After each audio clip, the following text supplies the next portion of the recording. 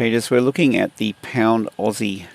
I'm going to go out to the monthly and just get a bit of a bird's eye view, the bigger picture. So on the monthly, this is bullish. Higher time frame is definitely pushing up. With this retrace back down in here. So I think my bias would be a buy. If we have a look at the weekly, it's the same story pretty much. We can see this has been trending up. Now we've got this big pullback down in here, but the thing with this is, down in here we have this rally, and under here a bunch of stop losses, big liquidity pool. So look what happens here. They hit it twice, with this now coming in a higher low over here. So that's pretty aggressive. They've pushed it down here with a vengeance, and these stops have been cleaned out big time. Path of least resistance, well, for me it has to be this thin candle, this gap up to this balance area. That to me is the path of least resistance, given that they've already taken out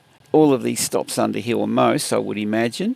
And then is that fuel then for this to travel north looking for higher highs? So that's what I'm seeing on the chart at the moment. You know, we might see a little bit more of a pullback down in here, but I'm thinking we actually see this thing push up looking for these levels. So with that in mind, I think we'll go down to the daily and get our bearings. In fact, what I will do, I just want to mark up. See, the high of this weekly candle, that's important. Well, we've got the high of the wick, and then we've got the high of the body over here. Now this range, so how far down into this range does this actually travel? So I'm thinking we might see a decent risk-reward potential here if we look for an entry point somewhere in here. The only thing with this is, I do like a discount. Let's just grab a Fibonacci. We'll pull it from the swing low of this price swing here to the high. We've got this range here with that weekly candle, but the 50% would be at, my bottom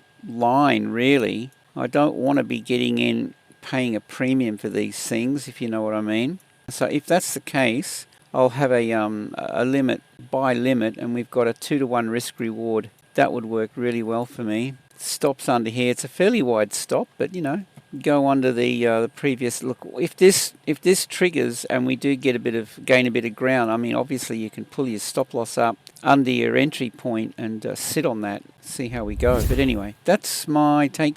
I'd love to hear your thoughts on this. Do comment, click the links below, check out the website, join our Telegram group, it's free.